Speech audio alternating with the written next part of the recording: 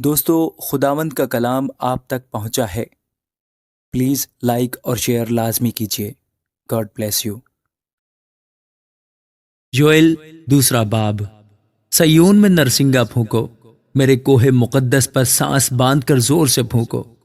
ملک کے تمام باشندے تھر تھرائے، کیونکہ خداوند کا روز چلا آتا ہے، بلکہ آ پہنچا ہے۔ اندھیرے اور تاریکی کا روز، ابر سیاہ اور ظلمت کا روز ہے۔ ایک بڑی اور زبردست امت، جس کی مانند نہ کبھی ہوئی اور نہ سالہائے دراز تک اس کے بعد ہوگی، پہاڑوں پر صبح صادق کی طرح پھیل جائے گی، گویا ان کے آگے آگے آگ بھسم کرتی جاتی ہے اور ان کے پیچھے پیچھے شعلہ جلاتا جاتا ہے۔ ان کے آگے زمین باغ عدن کی مانند ہے اور ان کے پیچھے ویران بیابان ہے۔ ہاں، ان سے کچھ نہیں بچتا۔ ان کی نمود گھوڑوں کی سی ہے اور سواروں کی مانند دوڑتے ہیں۔ پہاڑوں کی چوٹیوں پر رتھوں کے کھڑکھڑانے اور بھوسے کو بھسم کرنے والے شعلہ آتش کے شور کی مانند بلند ہوتے ہیں۔ وہ جنگ کے لیے صف بستہ زبردست قوم کی مانند ہیں۔ ان کے روبرو لوگ تھر تھراتے ہیں، سب چہروں کا رنگ فک ہو جاتا ہے۔ وہ پہلوانوں کی طرح دوڑتے اور جنگی مردوں کی طرح دیواروں پر چڑھ جاتے ہیں۔ سب اپنی اپنی راہ چلتے ہیں اور صف نہیں توڑتے۔ وہ ایک دوسرے کو نہیں دھکیلتے، ہر ایک اپنی راہ پر چلا جاتا ہے۔ وہ جنگی ہتھیاروں سے گزر جاتے ہیں اور بے ترتیب نہیں ہوتے۔ وہ شہر میں کود پڑتے اور دیواروں اور گھروں پر چڑھ کر چوروں کی طرح کھڑکیوں سے گھس جاتے ہیں۔ ان کے سامنے زمین و آسمان کانپتے اور تھر تھراتے ہیں۔ سورج اور چاند تاریک اور ستارے بے نور ہو جاتے ہیں، اور خداوند اپنے لشکر کے سامنے للکارتا ہے، کیونکہ اس کا لشکر بے شمار ہے اور اس کے حکم کو انجام دینے والا زبردست ہے۔ کیونکہ خداوند کا روز عظیم نہایت خوفناک ہے، کون اس کی برداشت کر سکتا ہے؟ لیکن خداوند فرماتا ہے، اب بھی پورے دل سے اور روزہ رکھ کر اور گرہ زاری و ماتم کرتے ہوئے میری طرف رجوع لاؤ، اور اپنے کپڑوں کو نہیں بلکہ دلوں کو چاک کر کے خداوند اپنے خدا کی طرف متوجہ ہو، کیونکہ وہ رحیم و مہربان، قہر کرنے میں دھیما اور شفقت میں غنی ہے، اور عذاب نازل کرنے سے باز رہتا ہے۔ کون جانتا ہے کہ وہ باز رہے اور برکت باقی چھوڑے؟ جو خداوند تمہارے خدا کے لیے نظر کی قربانی اور تپاون ہو۔ سیون میں نرسنگا پھونکو اور روزہ کے لیے ایک دن مقدس کرو، مقدس محفل فراہم کرو۔ تم لوگوں کو جمع کرو، جماعت کو مقدس کرو، بزرگوں کو اکٹھا کرو، بچوں اور شیرخواروں کو بھی فراہم کرو، اور دلہا اپنی کوٹری سے اور دلہن اپنے خلوت خانہ سے نکل آئے۔